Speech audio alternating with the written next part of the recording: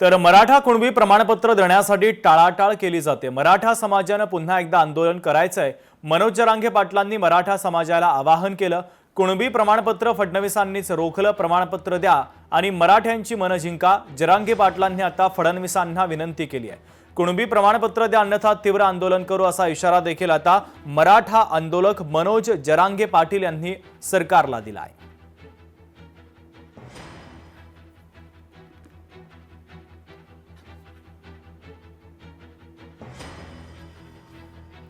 नाशिकमधील कॉर्पोरेट जिहाद प्रकरण भाजपने पोलिसांना माहिती पुरवली। भाजपच्या सांगण्यावरूनच पोलीस तपास करतायत। सुजात आंबेडकरांनी दावा केला, नीट पेपर फुटी प्रकरण शिक्षण व्यवस्था सरकारने विकायला काढली आहे असा थेट हल्लाबोल देखील आता सुजात आंबेडकर यांनी सरकारवर केलेला आहे। माझं म्हणणं आहे की कारवाई खोटी नाही, कारवाई दिखावा असं दाखवण्यात आलंय।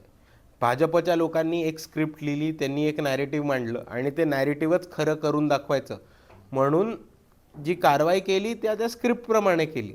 पोलिसांच्या तपासामध्ये काही आढळलं, काही एव्हिडन्स मिळाला तर त्याची तपासणी होते। मग त्या एव्हिडन्सच्या भोवती अजून माहिती मिळते का, त्या मिळालेल्या माहितीवरनं नवीन काही फॅक्ट्स उघडता येत आहेत का, नवीन काही फॅक्ट्स समोर येत आहेत का, असं कोणत्याही प्रकरणात करण्यात नाही आलं।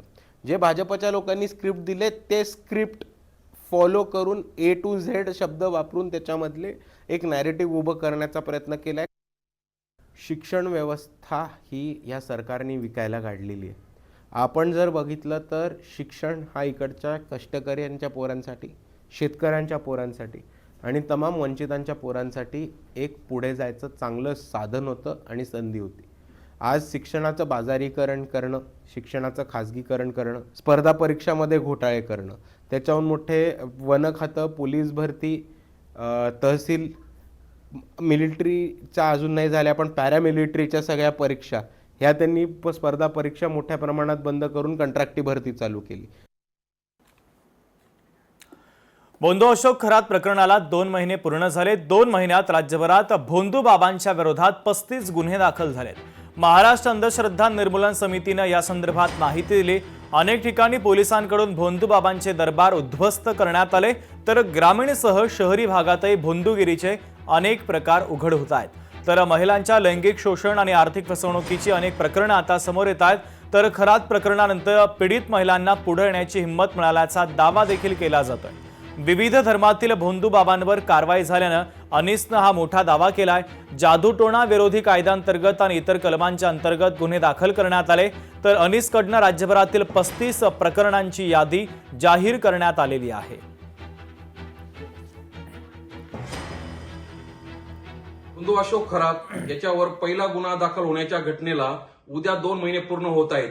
या 2 महिन्यामध्ये महाराष्ट्रात एकूण 35 भोंदू बाबावर गुन्हे दाखल झालेले आहेत। हे गुन्हे महाराष्ट्र अनिसच्या मदतीनं किंवा स्वयंस्फूर्तीनं दाखल झालेले आहेत।